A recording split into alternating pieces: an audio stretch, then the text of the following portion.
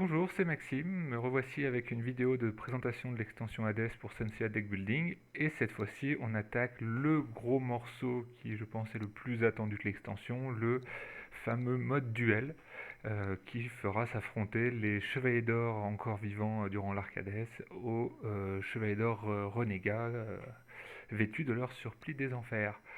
Nous allons donc dans ce mode devoir choisir un des deux camps. Donc là, pour la démo, j'ai choisi le camp des renégats. Euh, chaque joueur aura donc son plateau à lui avec ses propres techniques, que voici, avec un plateau avec les sens qui sont directement raccrochés au plateau, puisque c'est une nouveauté d'Hades, mais tant qu'à faire, on a fait un seul plateau. On aura toujours notre jeton pour les cartes détruites, notre jeton néant, nos sens à débloquer, comme dans le mode, comme dans le mode classique, comme dans les autres modes. Et maintenant,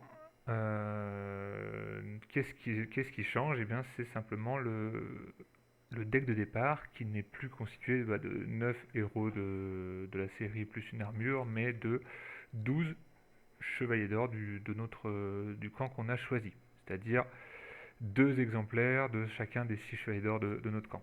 Donc là, par exemple, si je prends une main de 5 cartes, et ben, je vais me retrouver avec deux Aphrodite, un Shura, un Deathmask et un Camus. Voilà. Donc chacun de ces héros, donc vous voyez qu'ils ont la classe héros et ils ont un cadre noir, donc ce sont pas des... Même s'ils ont la classe Chevalier d'Or, ce sont aussi des héros, mais ce ne sont pas des cartes de type or, ni même bronze ou argent, c'est un autre type de carte, un autre rang de cartes séparées, différentes de tout ce qui existait déjà. Voilà. Donc comme ce sont des héros de départ, ils ont des stats qui sont quand même moins fortes que leur version or qu'on a l'habitude de croiser sur le terrain. Mais vous voyez que c'est quand même des stats plus intéressantes que le seul point de force qu'on a généralement sur nos héros, sur les 5 héros. Si ce n'est peut-être pour Aphrodite qui a lui les mêmes stats. Donc chacun a des stats différentes, un peu plus raccord par rapport à ses forces dans la série. Et chacun va avoir un effet talent.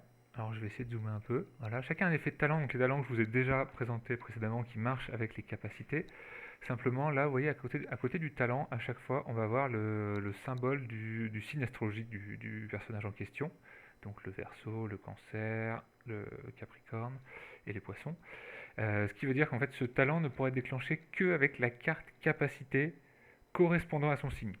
Et donc, évidemment, vous l'aurez compris, chaque personnage, chaque joueur aura accès aux capacités correspondant à ses héros. Alors, je vais vous en dévoiler qu'une parce que elles sont hyper chouettes et que je vais garder un peu la surprise pour quand vous découvrirez le jeu. Donc, par exemple, la capacité Jumping Stone de Shura. Donc, vous voyez, il y a le symbole Capricorne. Donc c'est comme ça qu'on fait le lien avec le talent Capricorne de Shura. Et donc toujours l'idée de si je débloque cette capacité, je pourrais défausser les épreuves et enlever les trois nouvelles. Donc si des épreuves ne me conviennent pas, je peux les renouveler. Mais sinon, si j'ai en même temps Shura dans ma main et que je pourrais choisir de défausser ma capacité Jumping Stone pour faire l'effet talent de mon Shura qui sera que mon adversaire blesse autant de personnages de sa défausse que le nombre de personnages dans sa pile d'entrave. Plus j'aurai réussi à lui envoyer de personnages dans sa pile d'entrave, plus mon Jumping Stone sera puissant. Voilà. Voilà ce qui change du côté de la zone de jeu des joueurs. Et maintenant, nous avons aussi ce qui change sur le terrain. Enfin, dans les enfers plutôt. Donc chaque joueur aura son propre pion, donc qui représente son camp. Donc l'avancée, enfin le fonctionnement des enfers reste le même, simplement quand un joueur atteint l'Elysion, donc on révélera bien sûr les cartes atteintes là, on récupère toujours une carte de rang diamant, alors c'est ce que représente l'icône là, mais il est tout petit, je peux pas zoomer plus. Donc on récupère toujours une carte diamant, mais cette fois c'est une seule carte diamant qui est pour les deux joueurs en même temps, qui est la bénédiction d'Athéna. Alors l'illustration changera peut-être aussi, hein, comme tout ce que je vous présente là sur cette version prototype. Et donc cette Athéna, le premier joueur qui arrive dans la vision, il peut la prendre et elle va vous permettre de reculer votre pion héros d'autant de cases que vous souhaitez dans les enfers. Et pour chaque case ainsi reculée, vous pourrez avancer de 2 votre, votre molette. Alors, c'est un logo que vous n'avez pas encore vu, donc 2 avec la petite flèche qui tourne. C'est le compteur qui permet de vaincre enfin, d'acquérir des maisons. Donc ça va être un peu l'objectif, le fil rouge de ce mode duel, c'est que, ok, on peut jouer comme d'habitude en affrontant les cartes du terrain, les enfers, gagnant des sens, etc. Mais on va aussi et surtout se battre pour prendre le contrôle des maisons, puisque c'est vraiment l'histoire de la première partie d'Hadès, entre les deux clans de Chevalier d'Or. Et simplement, ces maisons, pour pouvoir les acquérir, il va falloir réduire leur compteur. Et donc, avec cette bénédiction d'Athéna, on va pouvoir facilement réduire le compteur de la maison à laquelle on en est. Donc j'y reviendrai après. Et dès qu'on utilise cette carte, elle repart de la zone de jeu et donc elle est de nouveau accessible pour le prochain joueur qui atteint l'Elysion, que ce soit vous ou votre adversaire. Et donc, ces fameuses maisons, donc il y en a évidemment 12, par signe astrologique, bien sûr, on retrouve les 12. Donc par exemple celle du Sagittaire, vous voyez, elle a un chrono de 5. Alors, pardon, elle n'a pas un chrono de 5, elle a un effet qui baisse le chrono de 5. Donc là, pour baisser le contour, la roulette, pardon, je dis le chrono, mais c'est pas un chrono, c'est simplement un compteur. Pour baisser le compteur de 5, je peux détruire un héros de ma main. Donc ça, c'est quelque chose de facultatif, mais qui me permettra d'accélérer la décrémentation de la roulette. Donc, alors là, je vous ai présenté un petit plateau, mais qui ressemblera pas du tout à ça. D'ailleurs, ce sera pas un plateau, ça sera 2 compteurs, un par joueur dans la boîte. Bon, là, c'est un plateau, mais peu importe. Vous voyez, sur ce plateau, on a 2 roulettes qui sont à 6 de chaque côté. C'est le compteur de chaque joueur. Donc, chaque joueur a son propre compteur. Donc, on peut très bien avoir un joueur qui est à 3 et l'autre qui est à 6. Et en fait, ce compteur, ça représente la force qu'il faut mettre pour affronter et acquérir la maison. Donc là, moi qui suis joueur renégat, le compteur est à 6, je peux très bien jouer des cartes de ma main jusqu'à avoir 6 de force pour acquérir la maison du Sagittaire. Okay. Mais je peux aussi très bien dire, tiens, au hasard Aphrodite, je vais sacrifier mon Aphrodite pour baisser de 5 la maison. Alors je suis désolé, c'est petit, je peux pas zoomer plus que ça sur le compteur. Voilà, donc je l'ai baissé de 5, il n'est plus qu'à 1. Et ensuite, aller l'affronter avec une carte de ma main qui fait 1 et acquérir la maison. Et à ce moment-là, après on enchaîne sur la maison suivante. Mais à chaque fois qu'une nouvelle maison apparaît, on remet notre compteur à 6, plus le nombre de maisons qu'on a déjà acquis.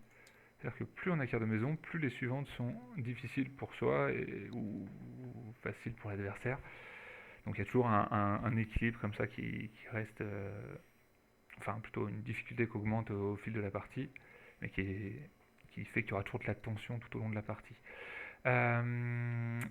Et donc, à quoi sert d'acquérir des maisons? Parce que vous voyez qu'il n'y a pas de point de victoire dessus.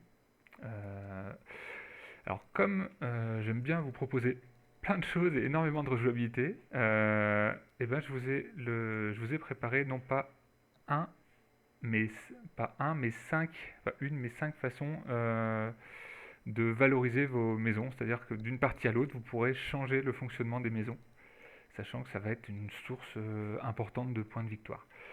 Donc, en début de partie, vous allez choisir, ou tirer au sort comme vous voulez, un hôtel d'Athéna. Donc c'est ça qui va apporter de la variance entre vos parties. Chaque hôtel d'Athéna va vous indiquer à quoi servent les maisons. Donc si je prends le premier par exemple, fin de la partie, chaque maison vous rapporte 5 points de victoire. Hyper simple, voilà, ça c'est basique.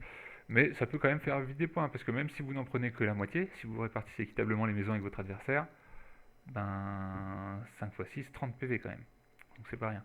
Et après, on en a certaines qui vont rendre ça un peu plus tendu. Par exemple, celui-ci, chaque maison vous rapporte 3 PV pour chaque personnage de sa constellation dans votre jeu. Donc, par exemple, là j'ai pris la maison du Sagittaire, mais je suis joueur renégat. Donc je n'ai pas de personnage du Sagittaire dans mon deck pour l'instant. Donc cette maison me vaut 0 points. Mais rien que le fait de l'avoir pris a empêché mon adversaire de l'avoir, ce qui aurait pu lui faire des points. Quoique la maison du Sagittaire non, puisque le Sagittaire n'est dans aucun des deux decks, mais j'aurais pu prendre, voilà, si je prends la Vierge, voilà, en tant que renégat, elle me vaut 0 points, mais elle vaudrait eh bien, 6 points à mon adversaire, puisque lui, il commence la partie avec déjà deux personnages de la Vierge. Mais en plus, il va y avoir, n'oublions pas qu'il va y avoir tous les personnages qui défilent, que ce soit sur le terrain ou dans les enfers. Donc là, là, si j'arrive à acquérir un chacun de la Vierge, sachant qu'il y en a deux, puisqu'il y en a un nouveau, chaque chevalier d'or et un exemplaire de plus dans l'extension Hades, et bien si j'acquiers un chevalier d'or de la Vierge, il vaudra ses points de victoire, c'est-à-dire quand même 5, plus 3 points de victoire grâce à l'hôtel. Et si j'acquiers le deuxième chaka, ça me fera la maison me vaudra 6 PV. Par contre, si je laisse à l'adversaire la maison et que je lui laisse acquérir les chakas de la Vierge qui sortent, ça peut valoir jusqu'à 4 chevaliers d'or x 3 points, 12 points. Voilà, donc on va se battre vraiment, chaque maison vaudra potentiellement beaucoup de points et ça sera d'autant plus intéressant quand ce sera une maison, quand vous vous battrez pour une maison pour laquelle vous avez déjà dans votre deck les chevaliers qui correspondent, où là il y aura vraiment un gros enjeu. Petite cerise sur le gâteau, on parle des personnages de sa constellation, sans mentionner comment s'appelle le personnage, c'est-à-dire que les cartes goodies sont également valorisées sur cet hôtel d'Athéna. Par exemple, un Seiya du Sagittaire, et bien si vous avez la maison du Sagittaire, il vous fait 3 points de plus, à condition de le garder dans votre jeu, pas le détruire. Voilà. Voilà, donc il y en a 5 différents, pareil, je ne vous les présente pas tous, peut-être que certains n'ont pas encore été révélés, donc je vous laisse la surprise. Et voilà, donc je résume un peu le mode duel. Donc chacun a un deck spécifique avec ses propres héros. Alors dans ce deck spécifique, chaque héros est différent et en 2 exemplaires, mais évidemment les deux decks sont équilibrés entre Chevalier d'Or et Renégat. Chaque héros a son propre effet talent qui est évidemment en rapport avec le personnage dans l'histoire, etc. Chaque joueur a également un deck de 6 capacités, une par héros, une pour chacun de ses héros. Donc vous avez compris le fonctionnement. On a la carte Bénédiction d'Athéna qui sert pour quand les joueurs atteignent l'Elysion. Et on a ce fil rouge de la partie qui est de se battre pour les maisons, qui sont une source importante de points de victoire, avec en plus la possibilité de changer à chaque partie la façon dont compteront les maisons en fin de partie pour renouveler l'intérêt. Alors je vous le dis, il y en a un troisième là qui dit simplement le premier joueur qui a cette maison gagne la partie. Donc vous pouvez toujours terminer la partie avec les 12 flammes, mais vous pouvez directement écourter la partie et ne même pas compter les points si vous avez réussi à avoir cette maison. Voilà. Et puis bien sûr on a ces petites, alors ce seront des molettes, chaque joueur aura sa petite molette pour compter où en est la résistance, on va dire, de la maison en cours. Et à chaque fois qu'une maison est acquise, on remplace immédiatement par la suivante en remettant nos compteurs au niveau où ils doivent être, c'est-à-dire 6 plus le nombre de maisons qu'on a déjà acquises. Voilà, c'est tout. J'espère que ce mode vous donne envie. Voilà, vraiment, je pense que vous allez apprécier déjà d'une part pouvoir incarner les Chevaliers d'Or et voilà, commencer directement avec les Chevaliers d'Or, c'est vrai que c'est quand même un peu, ça envoie du lourd. En plus avec les capacités et les combos qui vont s'enchaîner très rapidement. Voilà, il n'y a plus d'armure, il n'y a plus besoin, il y a plus de possibilité de monter en puissance vos héros.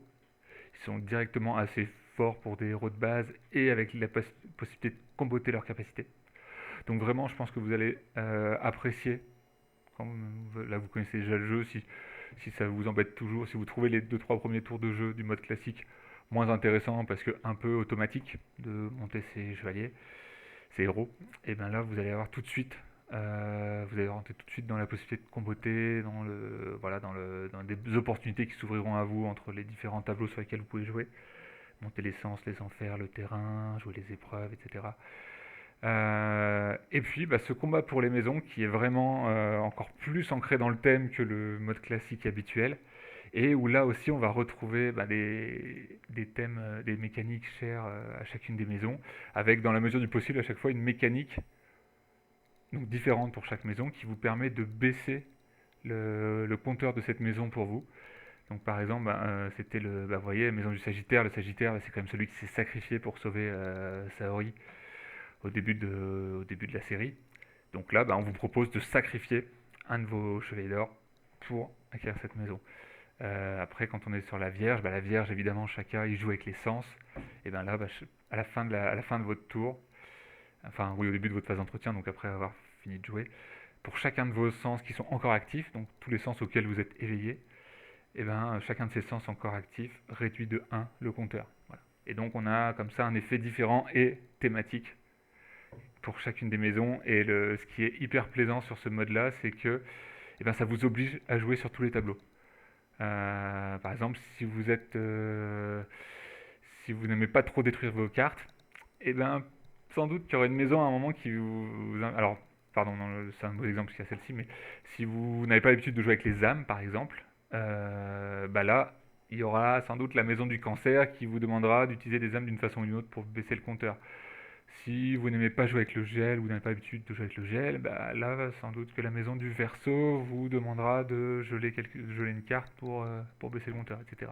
Voilà, donc après, le top du top, c'est quand vous arrivez à faire comboter les mécaniques enfin, ce que vous demande la maison pour baisser son compteur, avec une épreuve, pour faire d'une pierre deux coups, et alors après, vous pouvez vraiment faire il y a des gros combos à faire, ça vous le savez déjà sur le jeu, sur le fait de jouer des cartes, mais là maintenant il y a aussi des gros combos à faire en récompense, c'est-à-dire on peut très bien en récompense réussir une épreuve, en même temps acquérir une maison, et déclencher un effet marqué qui va faire sortir une carte chez l'adversaire, et en même temps soigner, enfin voilà, c'est un peu des cases à cocher dans tous les sens à la façon roll and write, on peut d'un coup comboter les récompenses, quoi. Voilà. Donc voilà, j'espère que vous y prendrez autant de plaisir que je pense avoir d'enthousiasme en vous le présentant. Et puis en attendant que le jeu sorte, merci pour votre patience et à très bientôt.